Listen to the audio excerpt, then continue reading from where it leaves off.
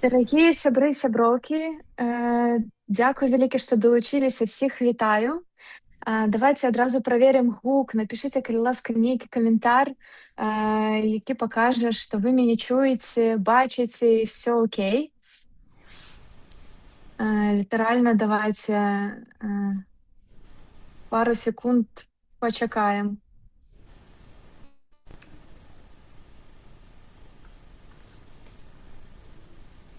Так. Э, м.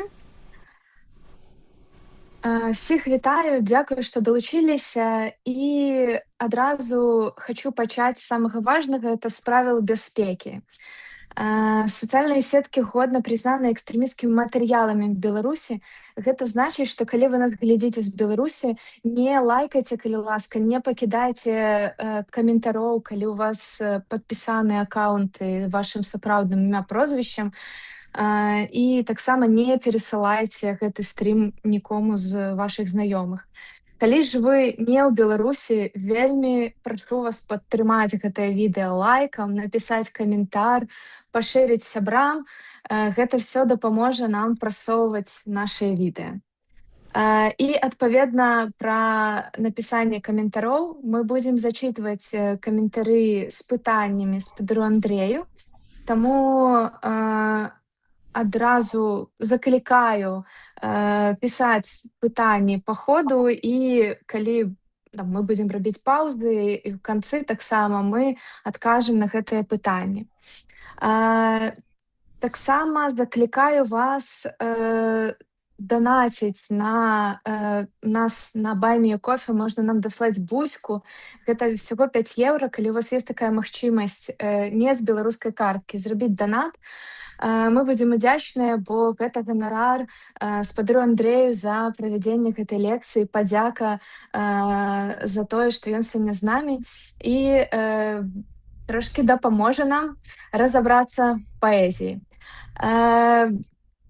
Хачу яшчэ зрабіць, канешне, рэкламу курса, які стартуе са спадаром Андрэем. Папросім яго трошкі распавесці больш падрабязна.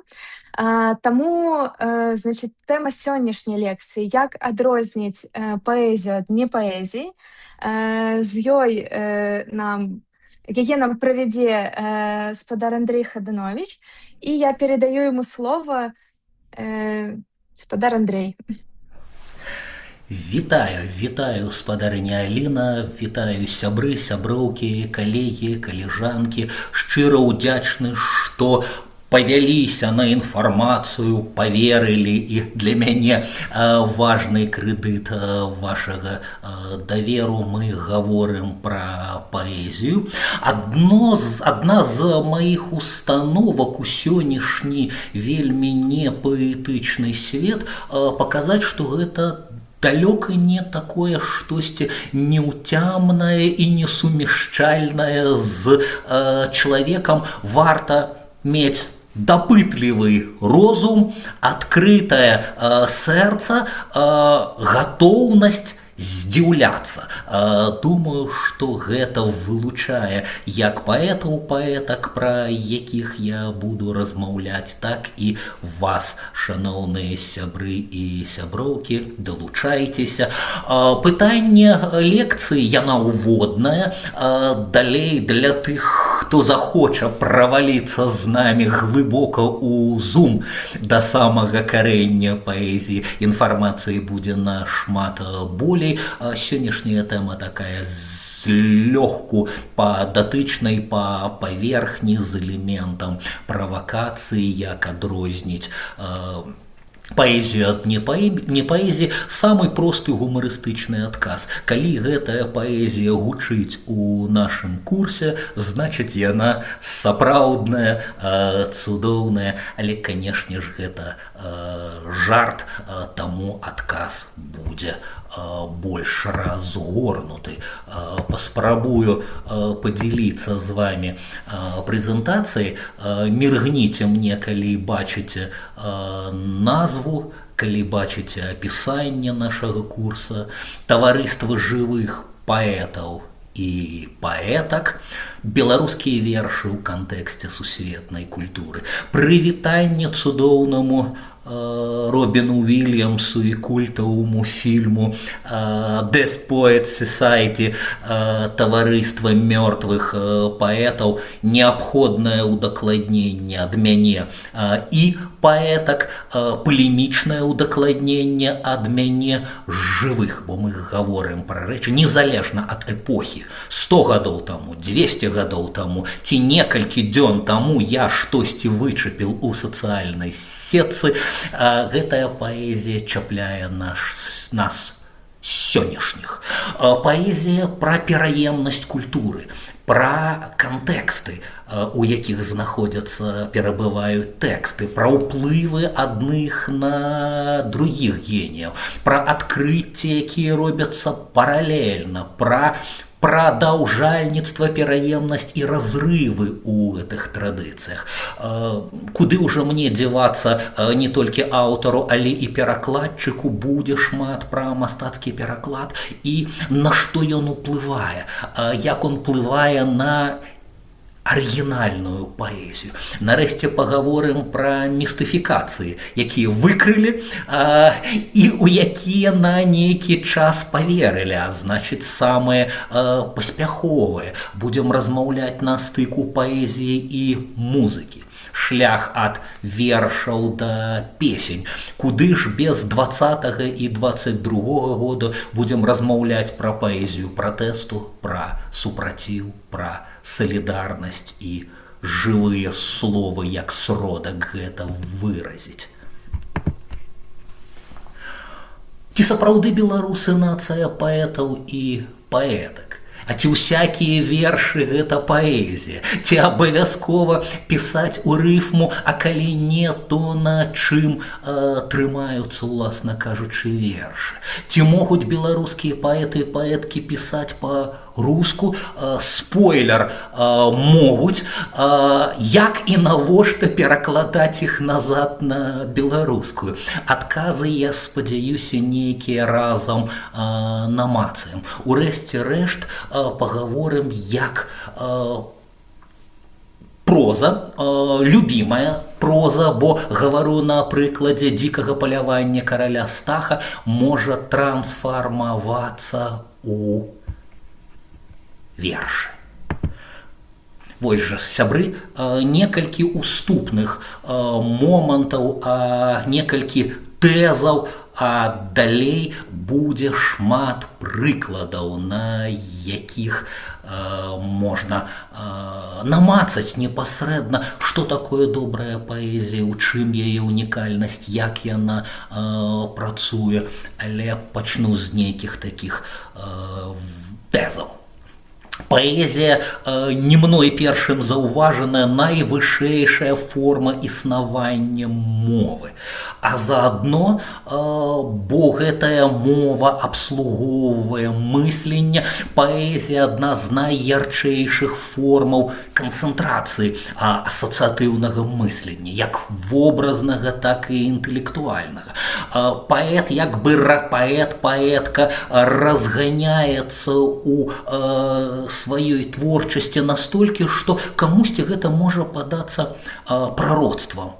Найлепшая паэзія заўсёды сюрпрыз для самога аўтара ці аўтаркі. Яна не ёсць суммай кампанентаў, з'яўляецца нешта іншае, нешта новае, і адкуль гэта бярэцца, вялікая загадка, але працэс з'яўлення можна пабачыць.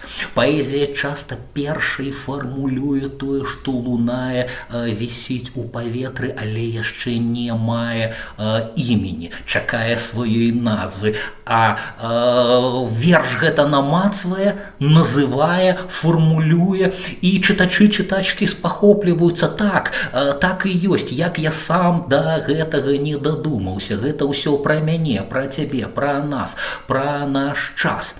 Паэзія нагадвае дзіцячы позірк на свет, бывае па-добраму інфантыльнай. Яна як бы упершыню дакранаецца да свету, упершыню рэагуе на гэты свет, таму рэакцыя можа быць наіўная, непасрэдная, прыблізная, але моцная, інтэнсіўная, сапраўдная. Тут з'яўляецца тое, што часам за недахопам іншых азначэнняў мы называем шчырасцю паэзіі. Паэт, паэтка, дзіця у ёй, у ім бачаць рэчы, на якія не рэагуюць, якія не заўважаюць дарослыя. І аўтарам-аўтаркам варта не губляць гэтага дзіцёнка ў сабе.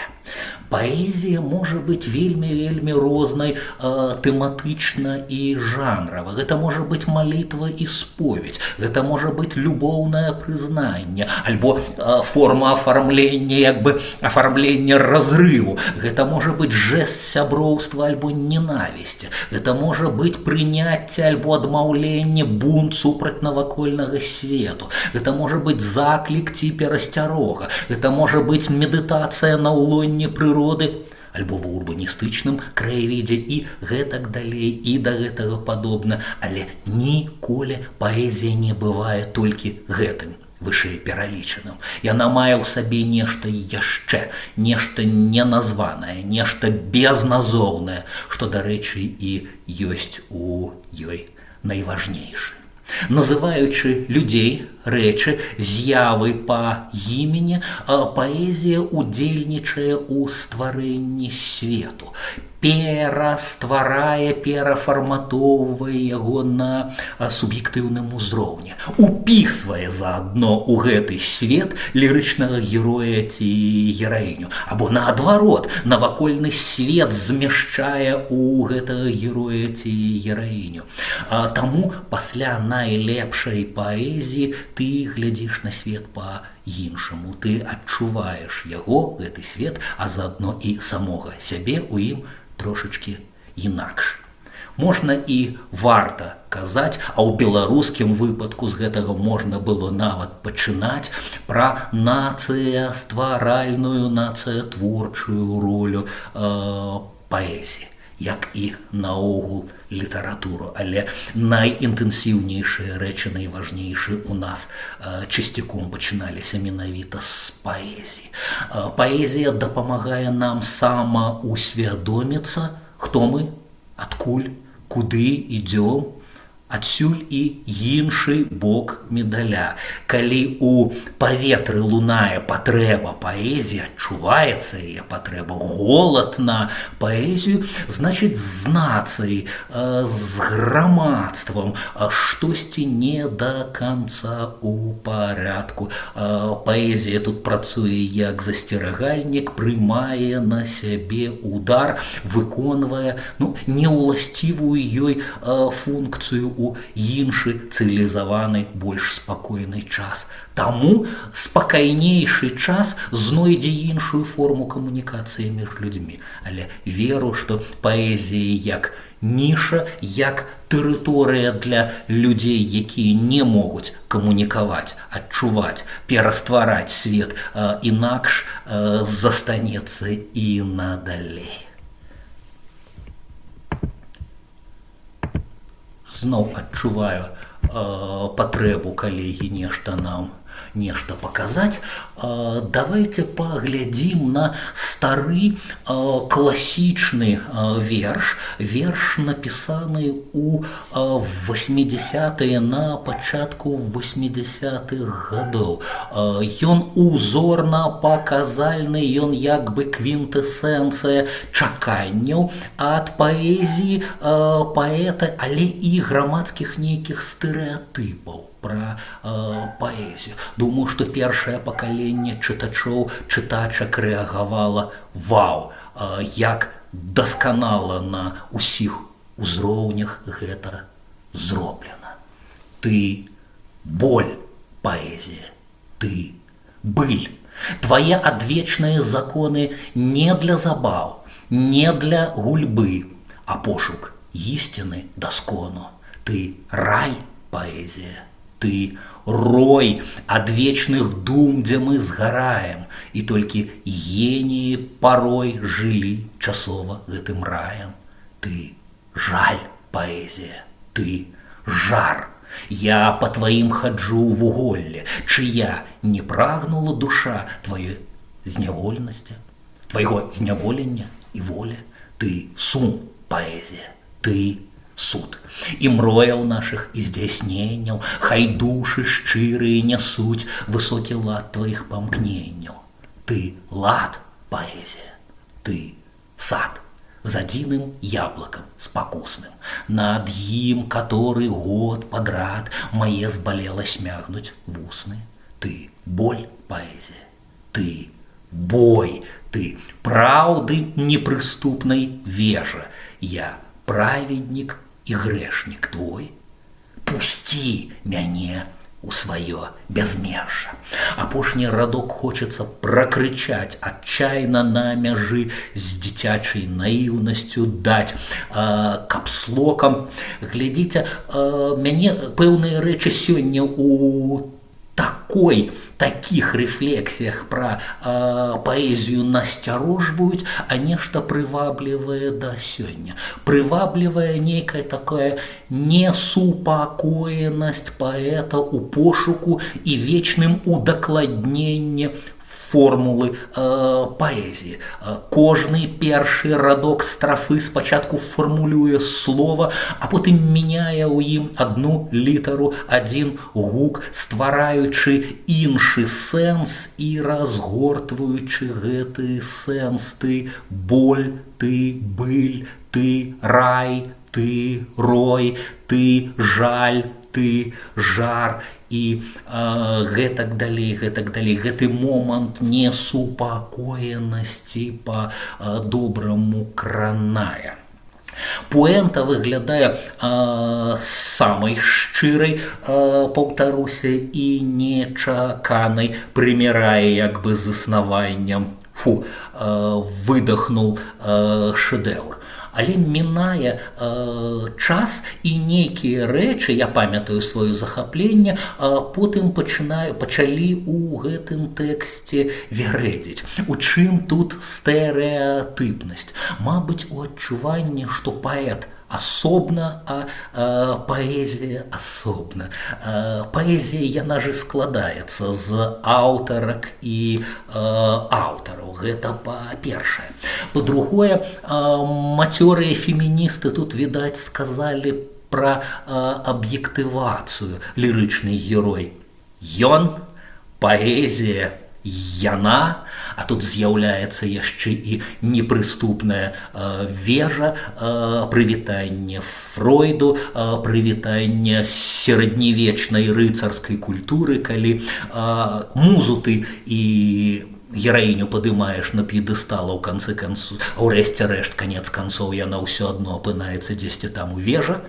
І добра, калі валасы, як Рапунцэль, спусцяць. Ну і пусці мяне у маё бязмежжа, тут і без Фройда ўсё зразумела.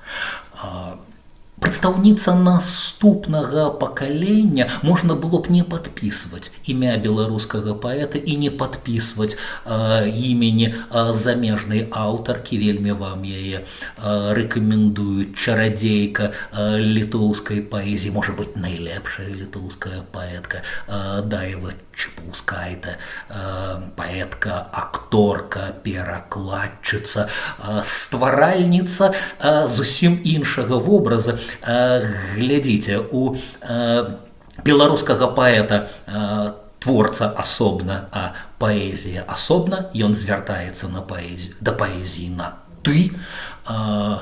Наступная гераіня звяртаецца да паэзіі на я, не аддзяляе сябе ад яе. Гэта першае. А другое, глядзіце, як здымаецца слой за слоем лішні пафас, лішняя узнёсласць у гаварэнні пра рэчы, пра якія цалкам можна гаварыць спакойна, не павышаючы голасу, як з'яўляецца самаіронія, якой, мне здавалася, крышачку бракавала папярэдняму тэксту. Я карова, завуся паэзія.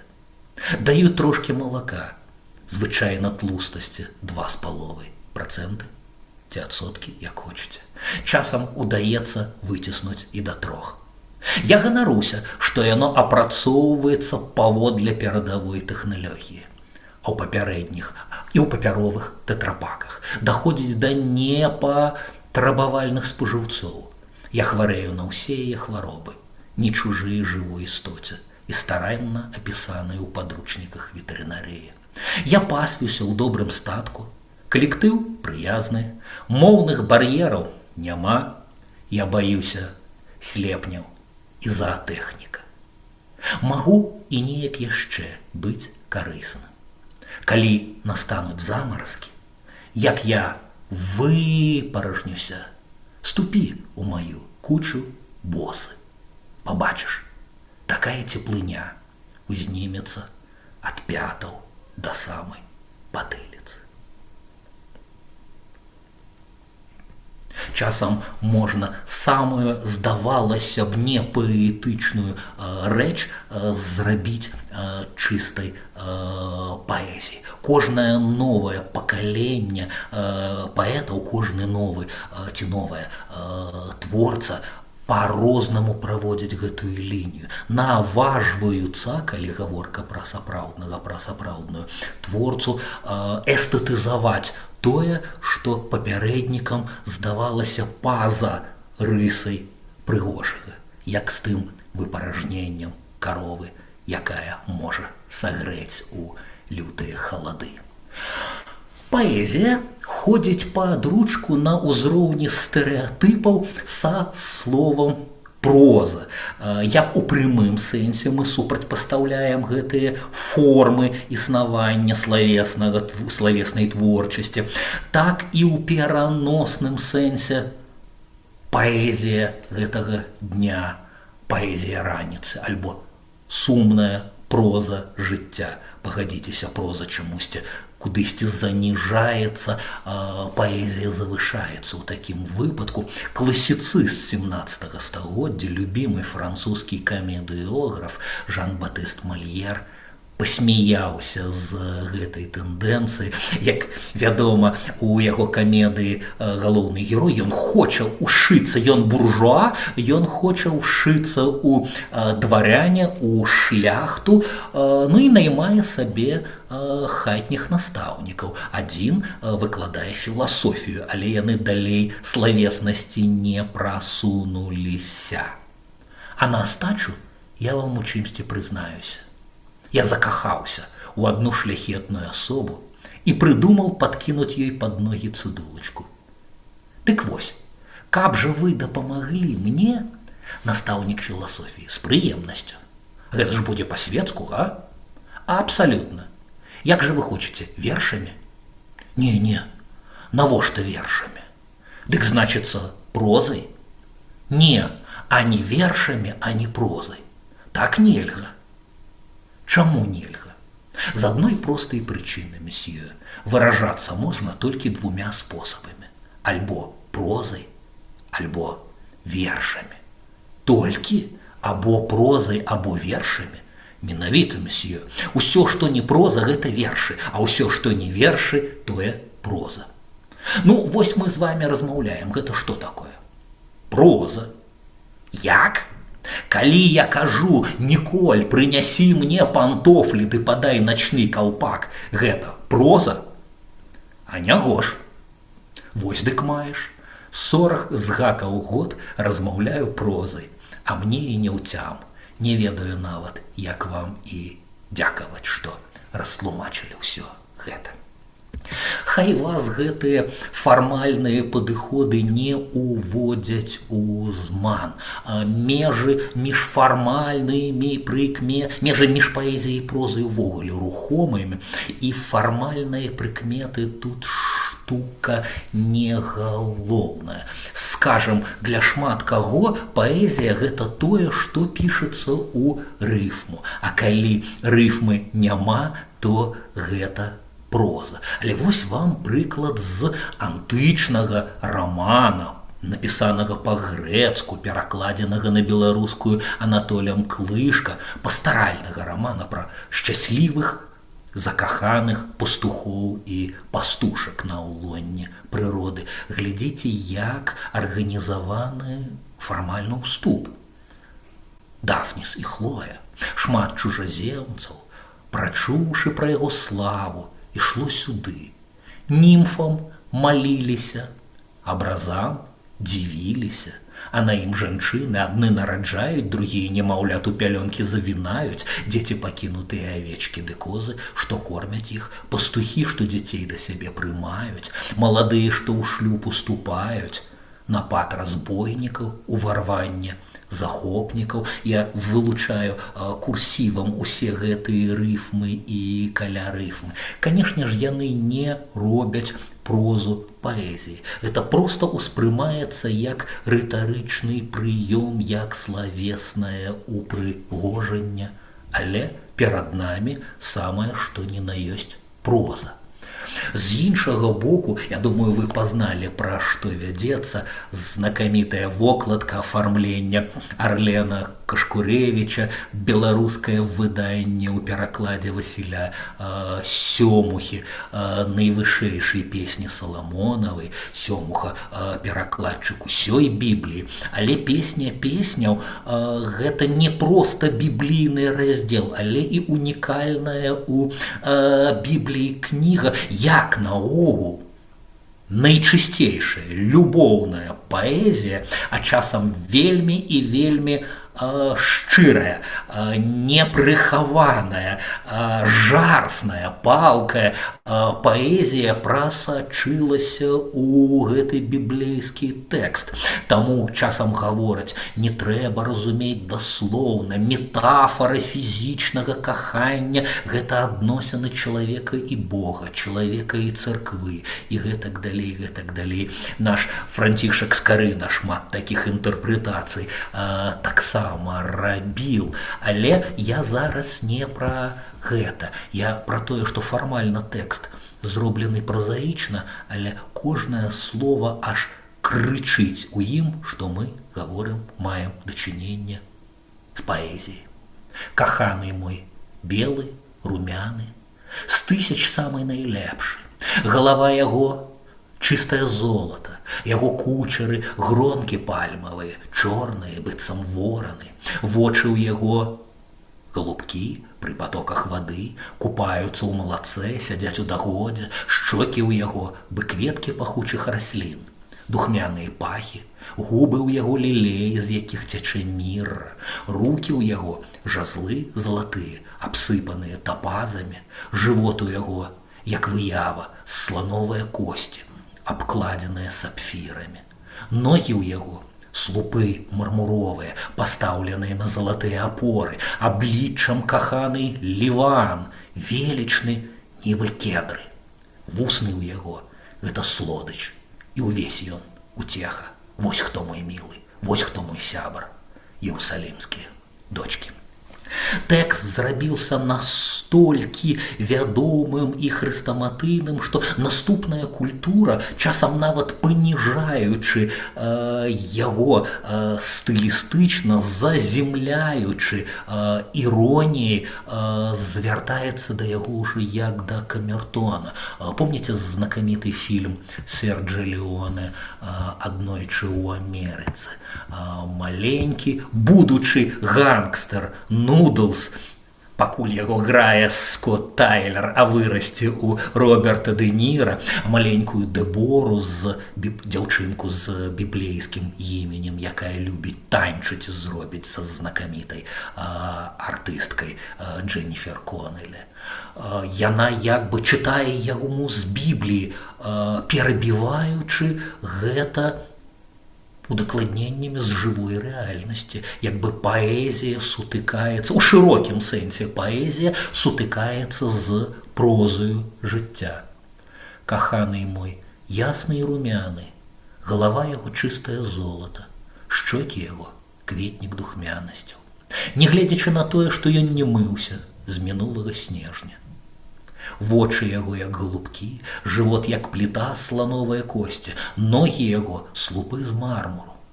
У нагавіцах такіх брудных, што яны могуць стаяць самі.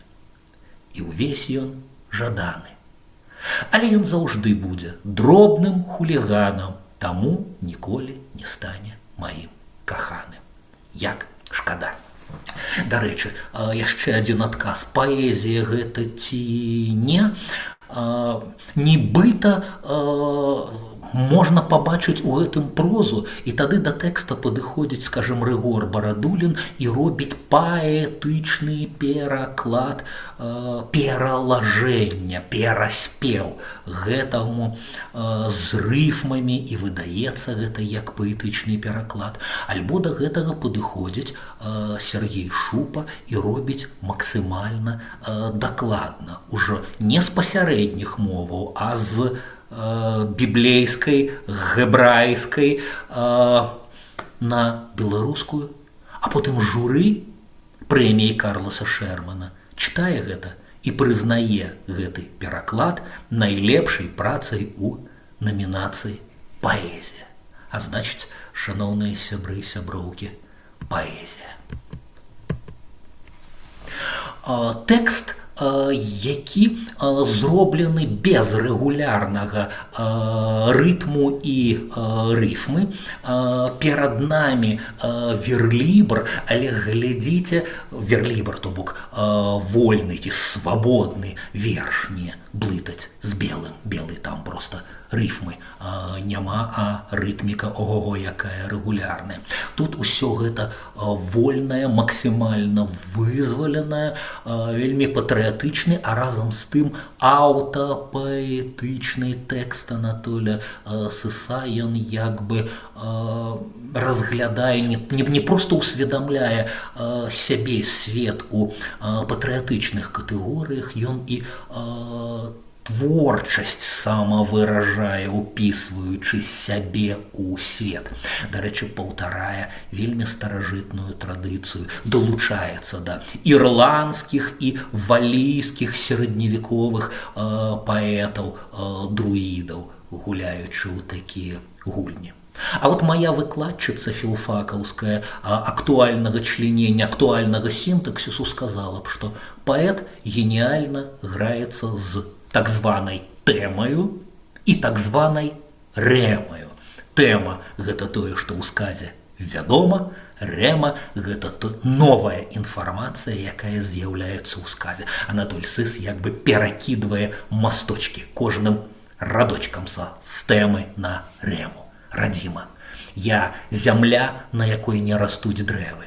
Я дрэва, на якое не садзяцца птахі. Я птах, якога не сочаць нават паляўнічыя. Я паляўнічы, у якога вечна галодныя сабакі. Я сабака, якога не баяцца злодзеі. Трэба зладзеі, канешне. Я злодзей, якога не гоняць ад вогнішча. Я вогнішча, якое не сцеражэцца леяў. Я лея, якой не шкада вандроўнікаў. Я вандроўнік, якому ўсё адно, куды вядзе дарога. Я дарога, якая не сніць ройсты. Я ройста, на якой валацуга бязмысны. Я валацуга, які страціў радзіму. Я радзіма, радзіма, паляўнічы, сабака, бадзяга, злодзей. Вось жа у тую самую гульню, але як бы на некалькі паверхах больш старажытняй за Сыса гуляецца паэт і перакладчык, празаік, якога я вельмі раю вам адкрыць для сябе, калі вы яшчэ не зрабілі гэтага. Наогул, адзін з самых віртуозных сёння тэкстаў, якія прагучаць, гэта сапраўдная паэзія, як бы як святое дзейства. Таліесін гэта валійскі сярэднявечны паўлегендарны, паўрэальны творца. Рэальны таму, што ад яго дайшлі тэксты. Легендарны таму, што найпрыгажэйшыя тэксты яму прыпісалі пазнейшыя наступнікі. І вось згодна з гэтай мадэллю, калі паэт не проста называе Господ у Бібліі стварае свет і бачыць, што гэта добра. Таліесен, як і яго ірландскія папярэднікі друіды, атеісамляецца з светам, які ён стварае, называючы таму бывае аленям, дрэвам, пустэчай, дрыгвою. Паглядзіце, колькі ў гэтым ірландска-валійскага, а колькі ў гэтым зусім блізкага нам рытмічна Владимира Караткевіча. А яшчэ прыемна, што тут усё зусім дасканала рыфмуецца. Я быў вялікім аленем, я быў раскідзістым дрэвам, я быў пустэчай бязмежнай, я быў дрыгвою заклятай, я быў блукаючым ценем, я быў далёкім напевам, я быў суроваю вежай, я быў вішнёвую хатай, я быў рачною вадою, я быў сырою зямлёю, я быў прыўкрасным чаборам у пекным летнім уборы, я быў ліхою бядою, я быў тугою петлёю, я быў крывавай разорай, я быў крывёю у разоры, я быў негараным шнурам, чакаў свайго селяніна, я быў падманлівым рэхам, гукаў над багною цёмнай, я быў вярбою пануры, я быў зялёнай ляшчынай, раняў цяжкія гарэхі на хвале сівога нёмна.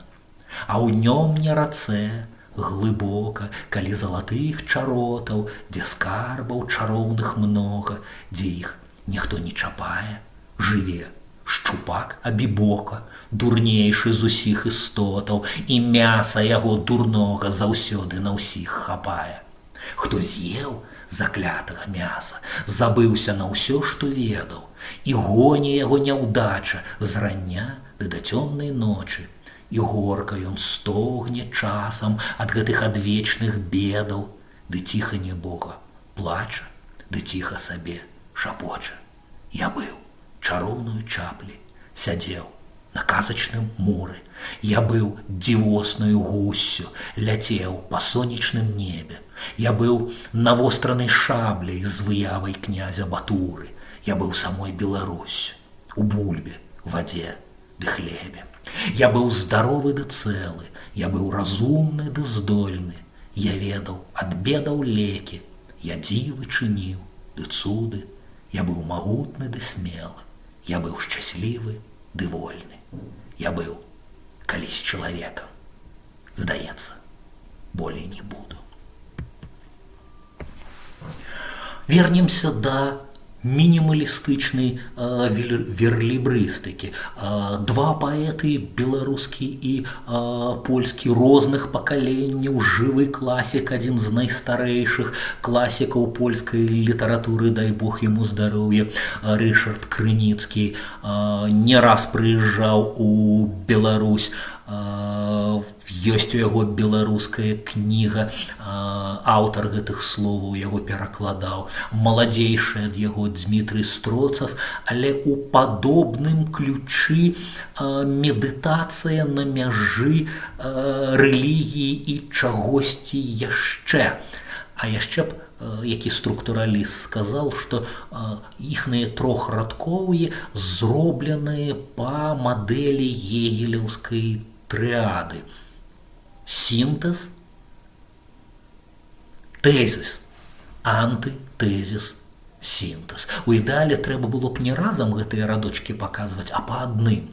З'яўляецца радок, другі пярэчыць яму, а трэці, пярэчачы другому, вяртае гэтае ўсё паколе і сцвярджае ісціну на вышэйшым узроўні. Глядзіце, свет мой, я твоя пыль, танцующая. Другое і трэцяе ўдакладненне перакульваюць гэты паэтычны свет. Альбо ў Крыніцкага. Бойся Бога.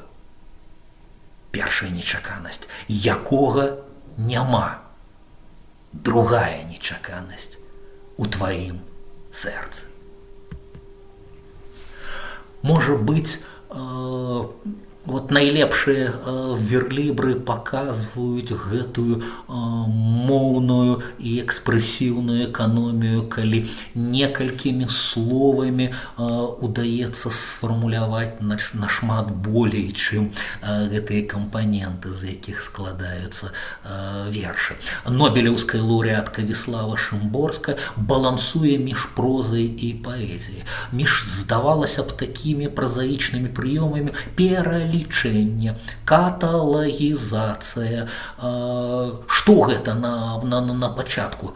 Навуч поп, медыцынскае нейкае анатамічнае апісанне, і раптам фіналам пуэнтаю перакідвае чытача ў чысты космас.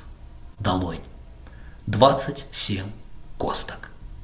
35 цягліцаў, каля 2000 нервовых клетак на кожным кончыку нашых 5 пальцаў.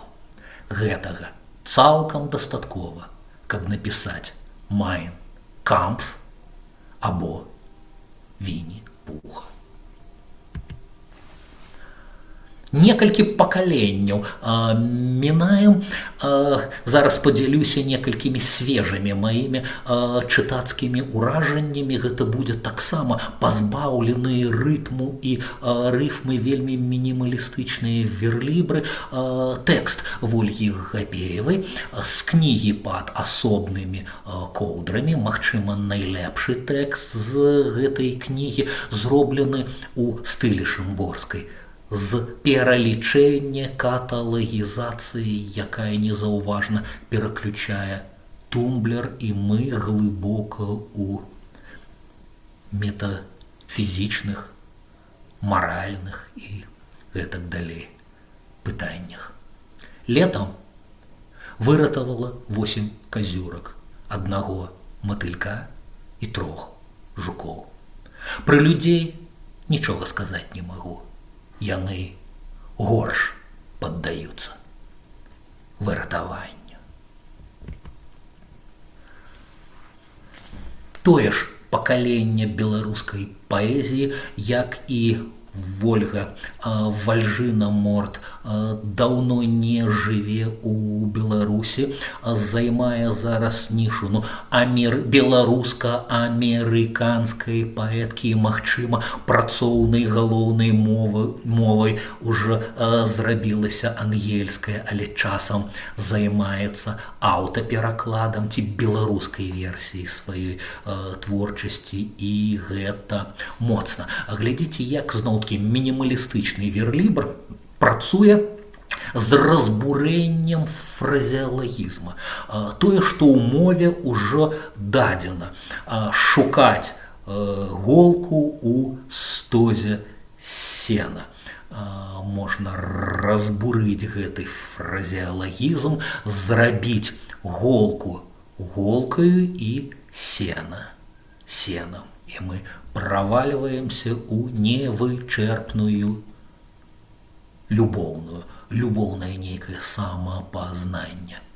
Памяць пра цябе, як іголка ў сене, якую адшукаць немагчыма, але куляючыся з іншым мужчынам на тым сенавале, кожны раз баюся яе уколу. Я сказаў верлібр, а прачытаў і задумаўся. Вальжына сцірае межы між вольным і рэгулярным вершам. Канешне, гэтае немагчыма, і мужчынам сугучча стварае галоўны матыў у вершы. З апошніх ўражанняў паэзія, якая глядзіць на свет і заўсёды яго крышачку зрушвае, нагадвае часам пра забытыя ісціны, дадае пункт гледжання, гледзяшча, ракурс, у якім усё робіцца незвыклым. Ганна Янкута, выдадзены ў Берліне у серыі «Хохрот Мінск» з Дмітром Строцавым. Маленечкі томік «Надзейны сродак ад прывідаў». Мой любімый тут верш, зусім мінімалістычнае чатырохрадкоўе. Я думаю, што трэба насіць у сабе Караткевіча, Гервасія Выліваху, зладзі роспачы, каб адчытаць гэта так, як хацела Ганна. На здымках з космасу зямлю разразаюць не межы, а аблокі, зоны высокага і нізкага ціску. Кожны чалавек носіць свае межы з сабой. Зайсці да суседа на каву. Акт замежнай палітыкі. Звернемся да таго, з чаго я пачынаў. Паэзія – найвышэйшая форма існавання мовы.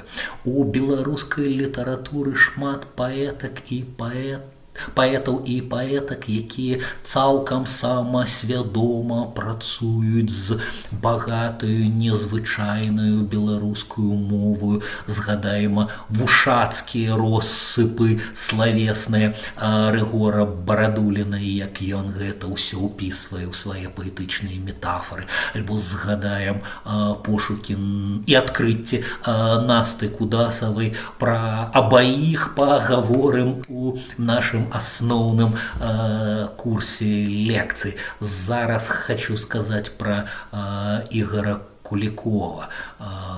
Апошні томік не тутэйшая далечыня, хоць зусім неўзабаве выходзіць новы Ігаравы паэтычны томік. Глядзіце, як ён працуе са словам.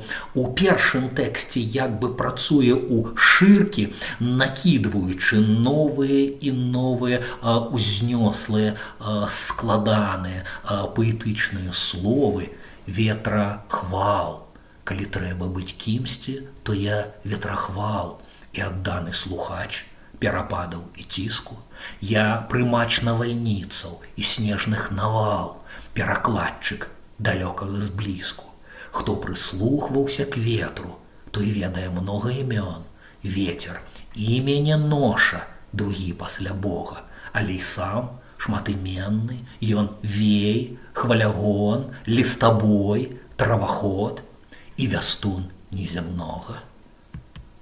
А у гэтым тэксце Ігар, ці лірычны герой, ці ягоны тэкст працуе як бы не ў шырку, а ў глыбіню. Адно аказіянальнае слово, адзін наватвор, неалагізм, паміж залеўе, адлегласць паміж дзвюма залевамі, але ён створаны як міжземнамор'е, як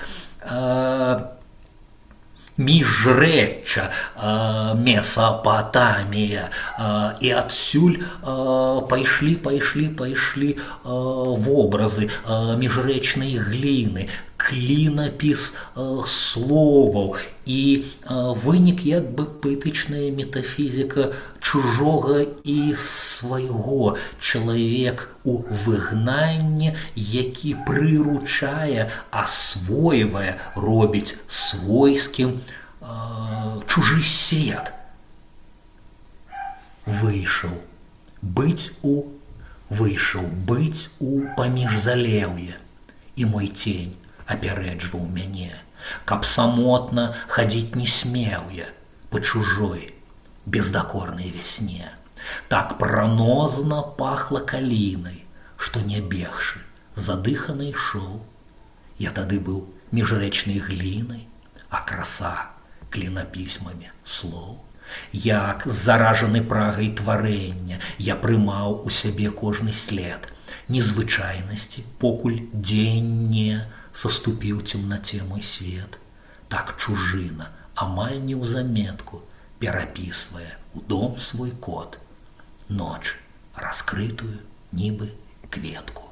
Другі дождж перайшоў у брод. Ну і, можа быць, апошні з прыкладаў чужой паэзіі, а далей яшчэ будзе сёе-тое пра пераклад і перастварэнне, вельмі раю вам Віктара Жыбуля, чалавека, які імгненна перакульвае стэрэатып, што паэзія гэта штосьці далёкае, штосьці да болю ў зубах сур'ёзнае, чалавек, які віртуозна гуляецца з словам і сэнсам, якому ўласцівая іронія, гумар, самаіронія, над якімі надбудоўваецца, з якіх вырастае мудрасць, не заўсёды бачная ў сур'ёзных, разумных тэкстах. Жыбуль стыхійны пацыфіст і парушальнік правілаў, але як гэта міла ў нашым рэгламентаваным свеце. Я пасажыр, я еду без квітка у цягніку, набітым кантралёрамі. Я ні за што не злезу з цягніка, я страціў сорам, мне даўно не сорамна, а за вакном разгортваецца шыр, і вецер захлынаецца прасторамі.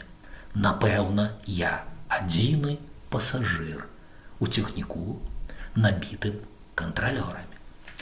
А цяпер верлібрык, уже без рыфму і рэгулярнага памеру, але з той жа нізкі пра кантралёру.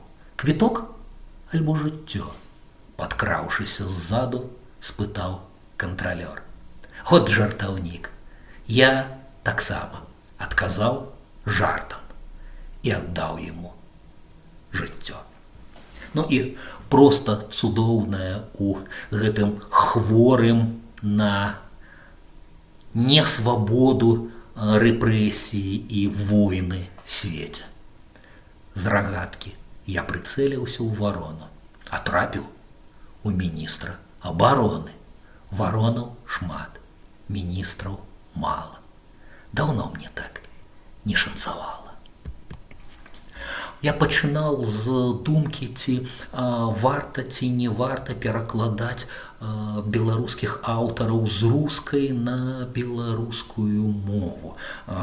Думаю, што так, асабліва тады, калі гэта пераклад як бы назад, калі з нейкіх тэхнічных прычынаў, часам у маладосці намацваючы свой унутраны свет, часам маючы спецыфічных слухачоў, чытачоў, творцы стопудова вядомыя нам як беларускія, як галоўныя беларускія творцы, Максім Богданович, альбо менш вядомы, але не менш прыўкрасны Юлій Таубін, альбо кожнаму вядомы як сімвал беларускасці Владзімір Караткевіч, часам пісалі па-расійску. Я такія пераклады называю перакладамі назад на беларускую. Ну і яшчэ часам, маючы вось гэтую раскошу перакладаць беларускага аўтара на беларускую мову, я магу увайсці ў тэкст на правах перакладчыкаў, напрыклад, дапісаць недапісаны прапушчанае слова. Вось так яно засталося прапушчаным, альбо цэлыя паўтара радочкі. Усё адно ж у перакладзе нешта зменіцца, тым больш фармальна арганізаваным. Чаму не залатаць гэтую расейскамоўную дзюрку, ствараючы беларускі тэкст? Абрыдла ныць у цямрэчы. Цямрэча шчасця не дасць. Спявайма светлыя рэчы, розум, радасць і жарсць. Люблю святло і хараствое, не веру у пануры верш, бо слаўлю ўсё, што жывое, чым у жыцці жывеш. Сярод задухі і бруду, і злосці самой на злосць буду верыць як цуду, сонцу, якое ёсць, і цемры ўсё меней, ёсць, і ўсё больш вясны. І сонечнае праменне разгоніць кашмар начны. Альбо гэта был папярэдні тэкст был маладога Караткевіча, які адначасова на 4, можна сказаць, мовах эксперыментаваў.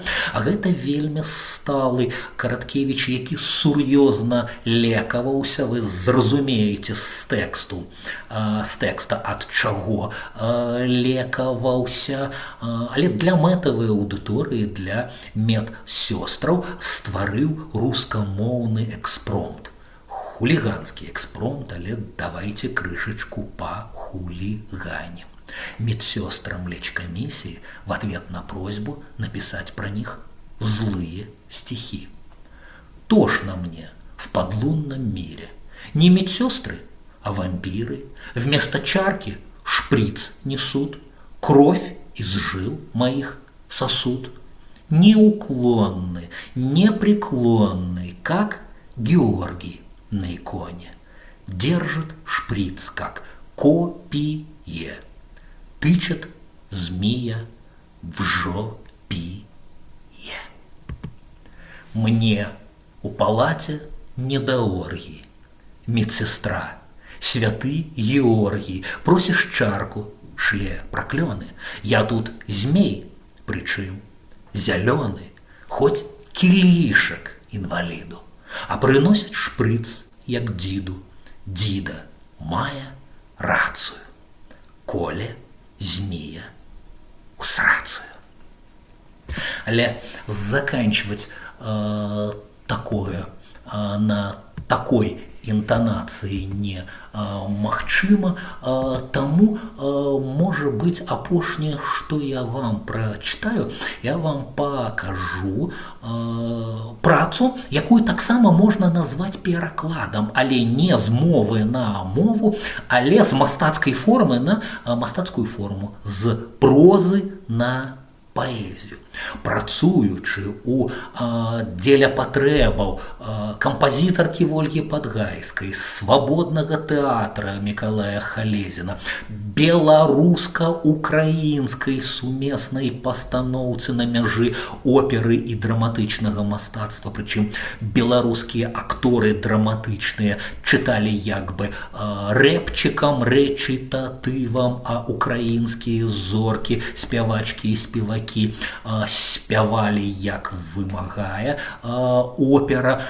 Дзеля ўсяго гэтага я рабіў з дзікага палявання караля Стаха вершаванае лібрэтта, якое потым выявілася можна і ў адрыве ад пастаноўкі чытаць як паэму, і як гэтую паэму яна была апублікаваная ў кракаўскім Гутенбергу, і можна яе знайсці. Вось самая славутая, як бы легенда ў легендзе. Беларэцкі трапляе ў бібліятэку, дзе яму чытаюць наступнае. Памятаеце? Вось яны стылізацыі. Року 1601 не было спакою на гэтай зямлі. Гэта проза Караткевіча.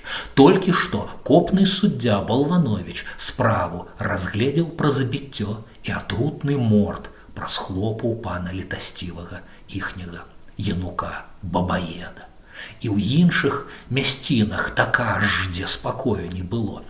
Але вам, напэўна, цяжка чытаць такое, таму я проста пераскажу вам змест гэтай старой легенды. Справа была ў тым, што ў тыя часы бунтаваліся не толькі хлопы. Бунтавала і старажытная беларуская шляхта, пакрыўджаная новымі парадкамі. У ваколіцах балотных елін было асабліва неспакойна. Тут, у Хадановскай пушчы, сядзеў кульгавы бацька Яраш Штамет, які падтрымліваў вельмі радавітага беларускага пана Стаха Горскага. Дачытаўшы да Хадановскай пушчы, я зразумеў, што ў свеце няма нічога выпадковага, у мяне ёсць дадатковае права пераствараць гэта вершам. Року 1601 не было спакою на гэтай зямлі. Беларуская шляхта, а з ёй мужыкі, тут вялікі бунт пачалі. Радавітага пана Горскага Стаха назвалі сваім каралём. І толькі Раман Яноўскі інтрыгі падступныя плёў. І пакляўся стаху раман быць найлепшым з усіх сяброў, і віно з імі піў за братэрства, і змяшалі ў келіхах кроў, і ў балотных елінах зладзілі баль, як дзяды святкавалі калісь. А ўначы паехалі ў пушчу баляваць на балотную рысь. Ды раман і яго падручныя варона і тубатоўк атруцілі віно, і паснулі ўсе, толькі стахаў голас не змоўк. Ён казаў, як зробіць шчаслівымі ўсю краіну і ўсіх людзей, і хрыпеў. А раман яму ударыў у карак мячом. І другі раз, яшчэ людзей, і хрыпеў кароль Стах: ты здрадзіў народу і мне, пабрацім былы, але мы не памром, мы прыскачам да цябе з тагасветнай мглы. Да 20-го прыйдзем калена, да ўсіх нашчадкаў тваіх, і не будзе нікому спакою ні ў пекле, ні ў свеце жывых. І нікога з крывавых здраднікаў не насіла болей зямля. Звар'яцел аб'ездчык варона, дубатоўк загінуў пасля, і яноўскі конніцу Стаха на балоце сустрэў не ўспадзеў, і спяваў дзікі верас, і месяц абыякава з неба глядзеў. Люты крык пралунаў: паляванне! І другі раз яшчэ людзей, і гарэлі вочы гепардаў, вочы коней і вочы людзей. Скача дзікае паляванне і будзе скакаць увесь час, покуль свет наш існуе. Злітуйся, Господи, з нас. Я думаю, што на сёння гэта ўсе тэксты, якія мне хацелася паказаць. Я думаю, што яны дастаткова ілюструюць тэарэтычныя пасылы пачатку майго спічу, майго выступу. Вось жа паўтаруся, вышэйшая паэзія, найвышэйшая форма існавання мовы, найяскравейшая на высокай хуткасці форма існавання асацыятыўнага мыслення, сэнсавы зрух з новым поглядам нечаканым на свет, настолькі моцным, што і чытачка ўжо не забывае гэтае гледзішча, і для нас гэты свет робіцца крышачку інакшым. Ну і зрэшты пералічваць можна да бясконцасці. Запрашаю. Гэта была уступная, нулевая лекцыя, як адзін калісьці перакладчык, пераствараючы Кэрэла, казаў: раздзел ніякі не раздзел, бо толькі уступ да 10 размоваў, якія прапаную грунтоўней пра канкрэтных аўтараў, з'яваў, арыгінальнай паэзіі і перакладной паэзіі, паралельна існай у Беларусі і ў свеце, бо тое, з чаго пачынаў, усё, што існуе ў нашым слове, яно унікальнае як факт нашай культуры, але разам з тым гэта праява універсальнай сусветнай культуры, і вывучаць беларускую па-за сусветным кантэкстам гэта як бы бачыць толькі адзін бок медаля. Гэта губляць вельмі важнае вымярэнне. Шмат каго і шмат што мы зразумеем глыбей, бачачы ў гэтым кантэксце. Ну а яшчэ проста прыемна і нейкі гонар адчуваеш, у якія складаныя гульні, да якіх вышыняў і глыбіняў далучалася і далучаецца наша культура і яе героі і гераіні. Шчыры дзякуй. Дзякуй вялікі, спадар Андрэй. Ёсць у чаце пытанне. Белы верш і версет — гэта адно і тое ж, ці ўсё ж розніца ёсць? Можаце яшчэ раз паўтарыць? З вялікай прыемнасцю. І тое і другое гэта не верлібр. Верлібр, знак роўнасці, свабодны верш. Белы верш гэта верш рытмічны, рэгулярны, але напрыканцы проста няма рыфмы. Шекспір, скажам, свае высокія трагедыі пісаў белым вершам. Версет з паходжання як бы. Адзін версет я сёння цытаваў. Гэта біблійная такая празаічная абзац па абзацу запіс песня я цытаваў у версетнай форме. У паэтычнай форме найлепш версетамі карыстаўся Алесь Разанаў. Можна сказаць, што любы версет гэта верлібр, але далёка не кожны верлібр версет. Фу, сам заблытаўся. Дзякуй. І я, напэўна, яшчэ хацела б, каб вы трошачкі распавялі, што чакае на курсе, каб яшчэ была магчымасць у тых, хто сёння глядзіць гэты эфір, сёння далучыцца да курса, які ужо літаральна сёння будзе ўводная частка, мы стартуем, таму трошачкі ёсць часу, каб далучыцца і раскажыце, не ведаю, тры самыя галоўныя плюшкі ад вашага аўтарскага курса. Не, ну гэтых плюшек 10 па колькасці. Але пераказваць, я думаю, што змест усяго не варта. Скажу, што пачнем з стопудовай трыады нашых класікаў. Купала, Колас, Богданович. Прычым Колас і новая зямля будзе расці як бы з міцкевічаўскага пана Тадэвуша, прывітанне з 19 стагоддзя 20. Богданович будзе расці з любімых французскіх паэтаў, якіх ён чытаў і перакладаў. Нечаканы ракурс, мы прызвычаіліся, што Богданович гэта пра пагоню альбо пра слуцкіх ткачых. Богданович як чытач французскіх дэкадэнтаў і перастваральнік іх для беларусаў. Янка Купала, мы адчуваем энергетыку, якая з яго бярэ, але можа быць танчэй гэта зразумеем, паралельна чытаючы яго з ірландскім нобелеўскім лаўрэатам, якому вялося пра тое самае. Уільям Батлер Йейтс, які ствараў казачную, міфалагічную, містычную карціну свайго забытых скарбаў, як у Купалы. Вернуць гэтыя скарбы і зрабіць так, каб кожны адчуў прыналежнасць да страчанай спадчыны, каб гэтая спадчына вернулася нам. Ну і праз класікаў 20 стагоддзя згаданы тут Барадулін, згаданы Алесь Разанаў, шмат каго незгаданых, сузор'е жанчын, якія змянілі беларускі свет, непахісная, незломная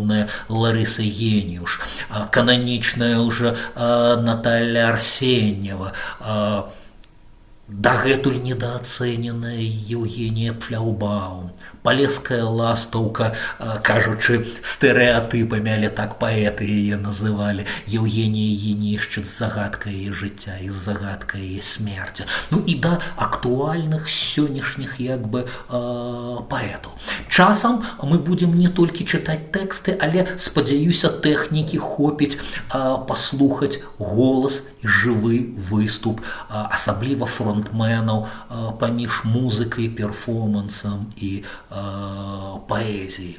Ад Міхала Німпадыстава культавыя тэксты народнага альбому і тое, што Кася Камоцкая назаўсёды для нас зрабіла нетленкай, да сённяшніх магаў Уладзя Ленкевіча, Віталя Рыжкова, якія могуць быць на паперы, а можа быць рэпер Ангст, альбо музычныя праекты Ленкевіча.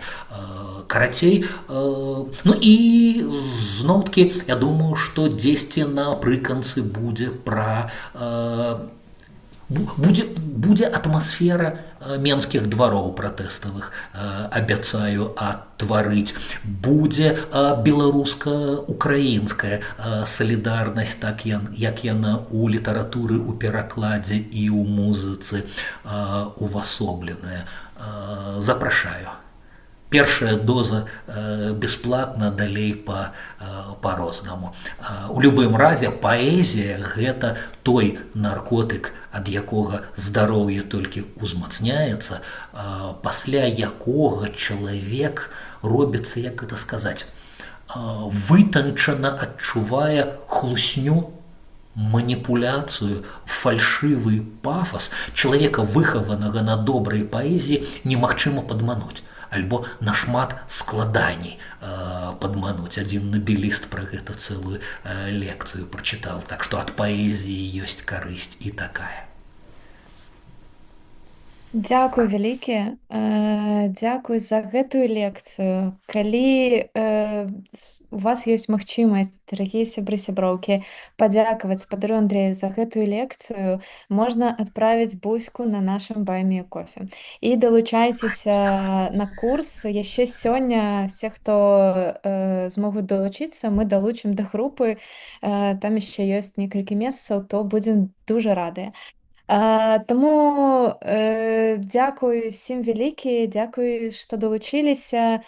Глядзіце, перасылайце гэты эфір всім, каму цікава беларуская культура, беларуская паэзія, альбо каб зацікавіць, таксама перасылайце. Дзякуй, што з намі былі. Жыве Беларусь! Жыве вечна!